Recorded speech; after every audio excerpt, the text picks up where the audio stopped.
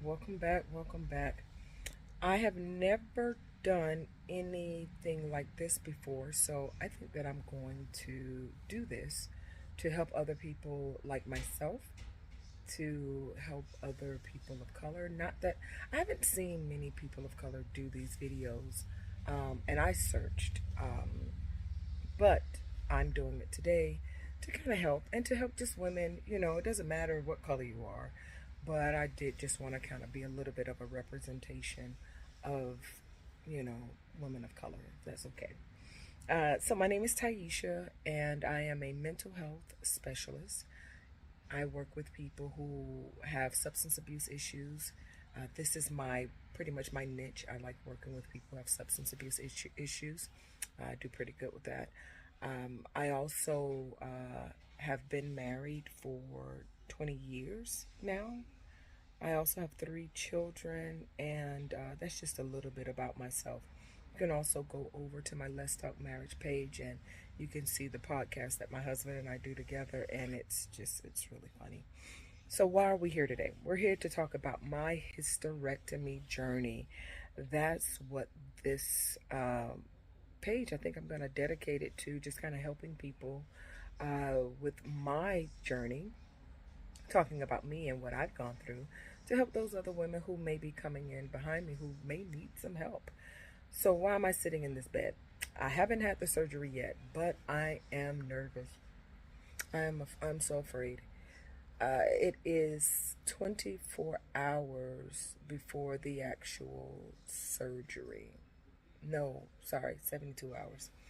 Tomorrow I go in for a pre-op appointment, and then the day out after, that's when I go in for the actual surgery. Today is cleanup day. Everybody's cleaning, making sure that the house is sanitary and things like that, for if anybody needs to come over.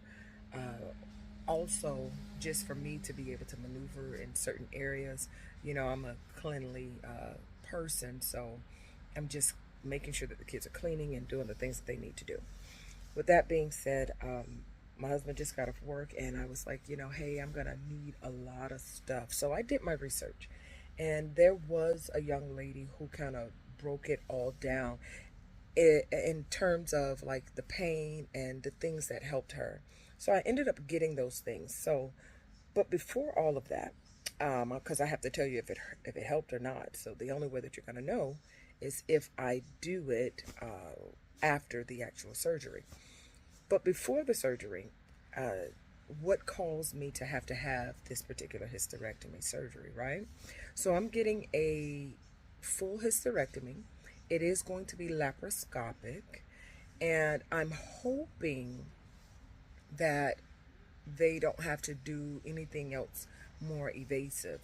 The reason why we're here is because I have endometriosis, and I also had a cyst that was on one of my ovaries that caused me so much pain that I ended up in the hospital last month.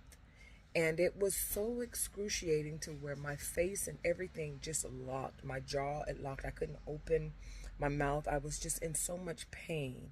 So the doctors ended up having to give me muscle relaxers, and it was just a lot, sitting in that hospital. And I was just crying, and I was like, what is going on with me? It seemed like ever since I turned 40, everything just went haywire. And I can't understand. I was so athletic as a kid. I did have cramps, and kind of severely before, but when I worked out, it kind of all made it better. But since I'm older now, I'm not as active, and I see that my cramps or the pain that I get, it it's so severe where I'm nauseated. It's so much blood to where I've not only become anemic, but it's just too much. It's so much pain, and when it's starting to affect my daily life, something is wrong.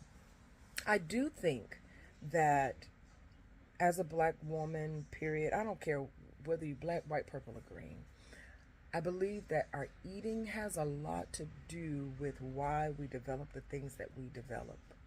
But then I see the women who are extra healthy, some of them still have some feminine issues that need to be addressed, and the way to address it is with a hysterectomy. Now, I am no doctor. I'm not an MD or anything like that. I don't do this. I'm not um, a gynecologist or anything. But what I do know is my own body, and there are some things that I should have done to take better care of myself. And as much as I help so many other people, I always talk about, people putting on their mask first before they help someone else, but I didn't do it for myself. And now I'm at the point where I have to have something done that I feel could have been prevented had I taken care of my way of eating a little bit better. And I'm not even like a heavy set person, but my grandmother definitely is a Southern woman. So, we're going to have some collard greens, some smothered pork chops. I hope I'm not making y'all hungry, but I'm telling you, she definitely is the goat when it comes to making, like, just, oh my gosh. And then as we grow, especially in our community, we end up cooking like that too. But I think a lot of us are getting away from that because we're wanting to eat healthier and do those types of things. With that being said, here we are now. So I'm getting the hysterectomy because all the other things that are going on down there, they did talk about the endometriosis and so many other things, and I was just like, what are the options? And I think every doctor, every gynecologist will always say to choose to do a hysterectomy. There are other things that can be done to kind of stop. There, like, more than one option, of course, but to all beat all, I have, like, some of my associates, some female friends of mine who are now going through the same thing, and the doctor is saying, well, let's just do a hysterectomy. And I'm like, there has to be a better way. But when you have gotten to the point where there is no other way, like there's no choice. I won't say that you failed, but that's what I feel like. Like, I failed myself, because I had other options. Before all of this happened. I could have, been working out more. I could have, the shoulda, coulda, wouldas, So now we're at the point where it's too late, and the one thing that they want to do is this. So I've already made the appointment, and my cycle is getting ready to come back on. And even when I want to think, and this is where, sometimes you hear people say, well, you don't have to necessarily do it. You can kind of weigh it out. The pain is so severe that you just want it to stop. It's like having a baby every month where the pain is it's just too much sometimes to bear. Where I'm crying and my husband is like, there has to be something. Even where the intimacy, it can't even, because the pain is so severe. So this is one of the options. I have some counterparts that have had the surgery, and they say that this is the best thing to ever happen to them. And although they can't have any more children, I mean, they're older, they're like, they don't want any more kids, but it's, it's the best thing to ever happen to them. And I'm hoping that I have that same story. With that being said, so I have taken what the doctors have shared that I should take, and I find that this isn't something natural that we should be putting in our body, but they need for us to go. So I've taken the Miralax. So the Miralax is a substance, it's a powder substance. The top, this cap here, is the actual measuring cup. It measures out to be about 7 ounces. And you put this in you put the substance in the top. You put it in an 8-ounce glass of water or tea or whatever you want to put it in. But it turns into it's very clear. I wanted to see it, so I put it in water.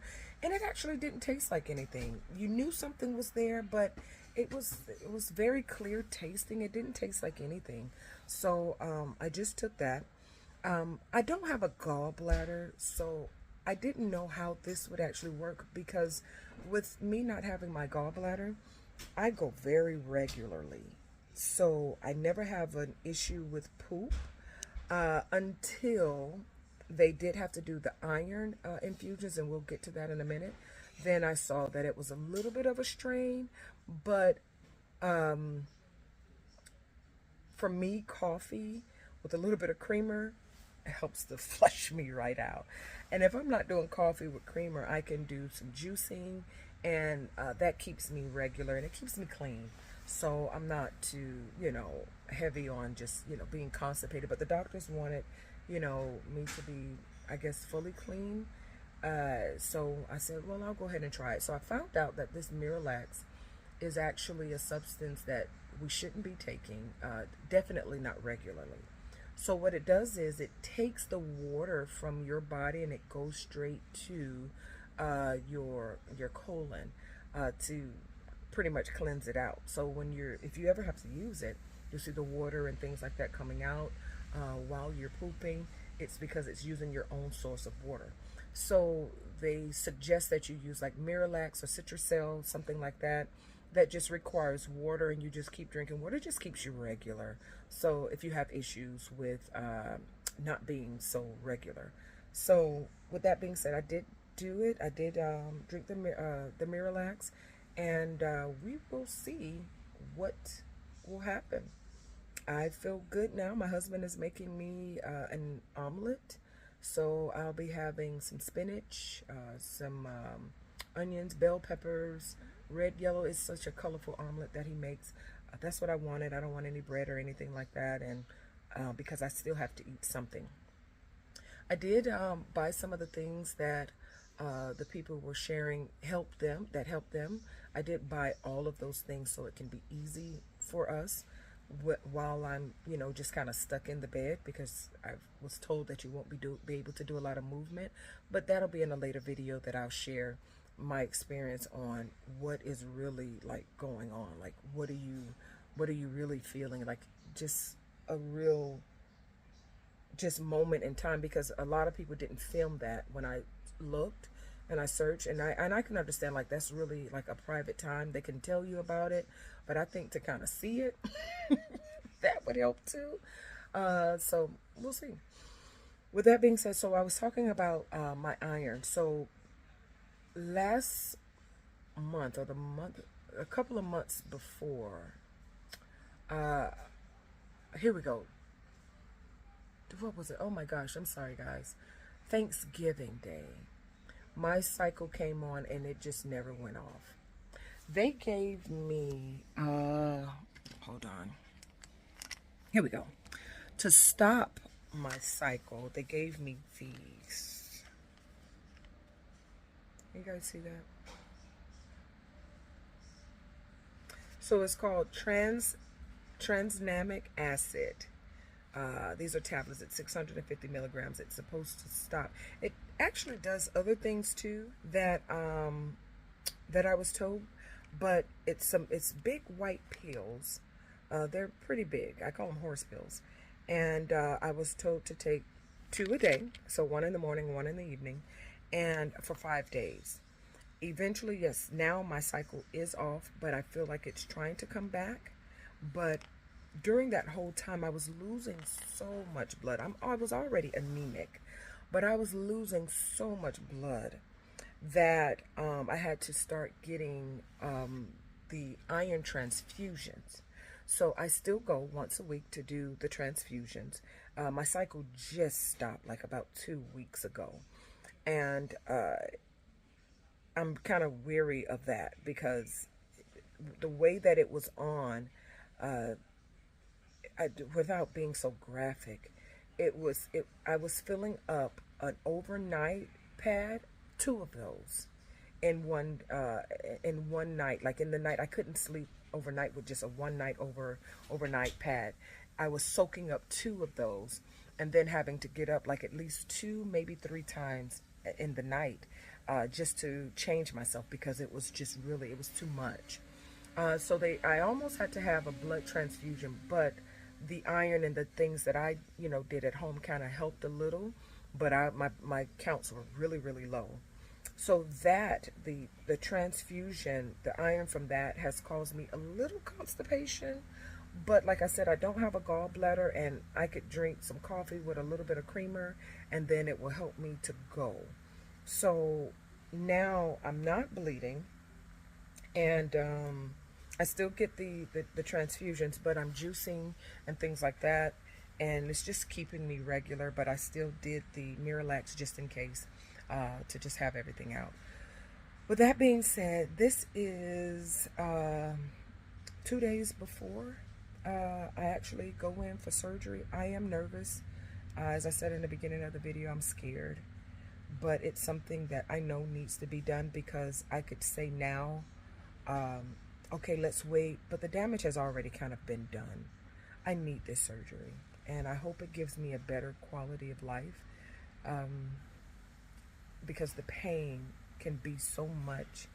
And sometimes men don't know what women really go through. They see us, and at one time, I had a friend of mine was saying to my husband, I think she's faking, because he's known me for years, and he was saying, oh, I think she's faking, and my husband said, no, you have to be here, man.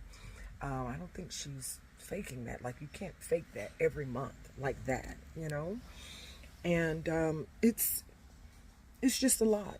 And I think that men should definitely just be supportive. If you're married and you don't know, just, I can't even say picture somebody doing this, or picture, because I don't know your level of pain, but it's the most excruciating. Hey, that's my daughter coming in.